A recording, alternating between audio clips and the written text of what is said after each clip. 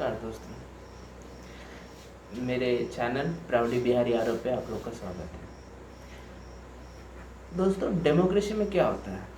Democracy में सरकार हम चुनते हैं।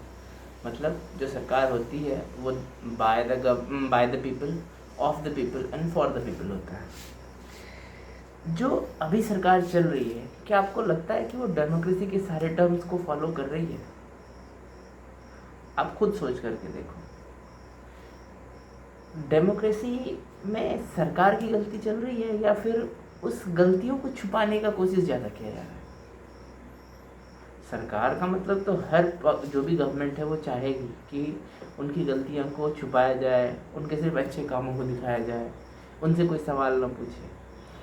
तो सरकार चुनने का अगर हक जनता को है तो उससे सवाल पूछना, उनके काम को देखने का हक भी तो जनता के पास है। और ये काम, सवाल पूछने का काम किसका है?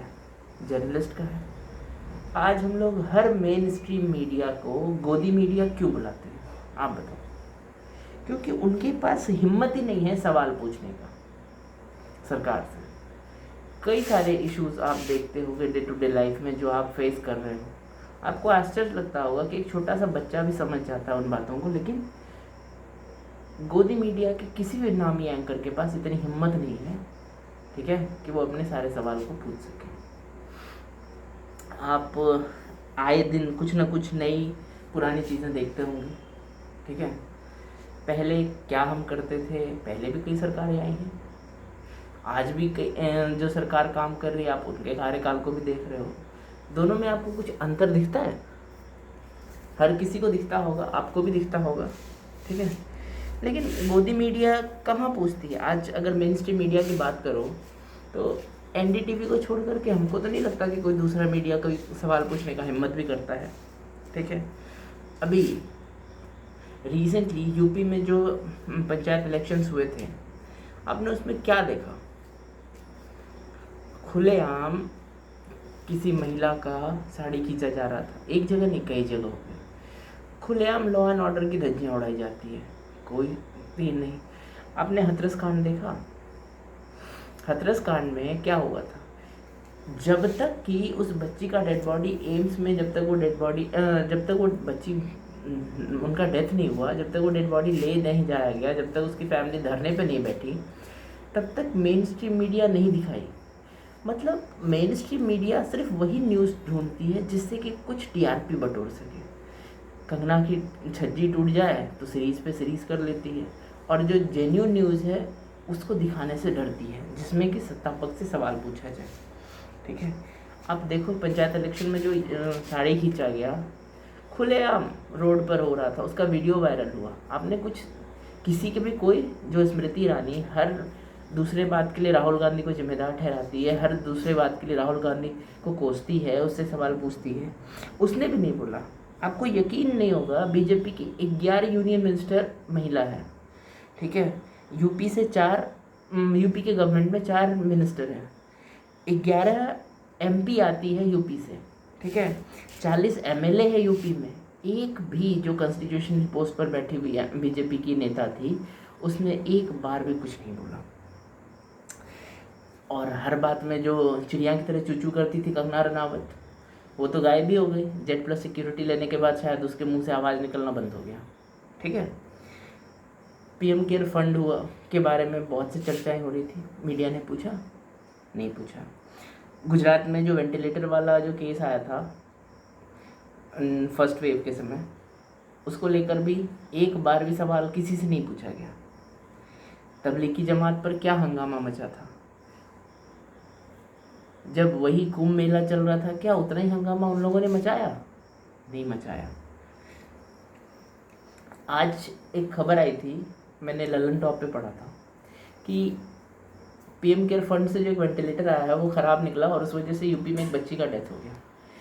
कितनी न्यूज़ चैनल ने इस चीज़ को कवर किया? किसी ने नहीं। अब आप बताओ, ठीक है, बाकियों को छोड़ दो, हर छोटी छोटी बात पर ये गोदी मीडिया नई नई चीज़ें बताती है, दिखाती है। कंगना रनावत, श्वेता हो गई, अंजना कश्यप हो गई, फिर चित्रा त्रिपाठी हो गई। खुलेआम यूपी में जो कांड हुआ, महिला होने के नाते, जर्नलिस्ट छोड़ो, एक महिला होने के नाते एक भी ट्वीट नहीं। क्यों? हिम्मत ही नहीं किया उन्होंने बोलने का, बताने का।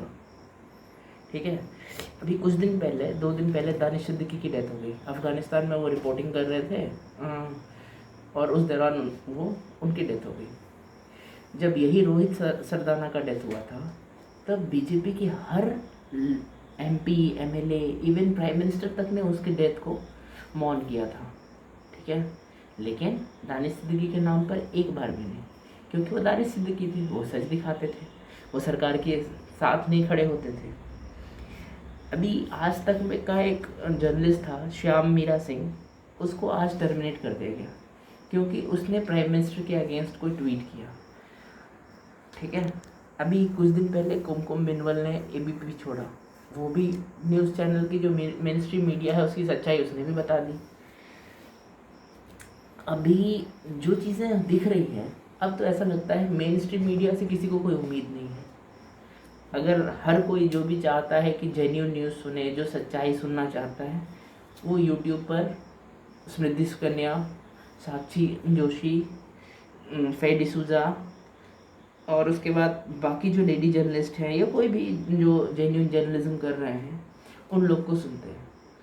तो आप खुद सोचो कि किस तरह से जो न्यूज़ चैनल जिनके ऊपर जिम्मेदारी थी अपने काम को ईमानदारी से करने का, इस देश के चौथे स्तंभ के रूप में उनको देखा जाता है, सोचो उन्हें किस तरह से अपनी लेजिटिमेसी खो दी अचानक से।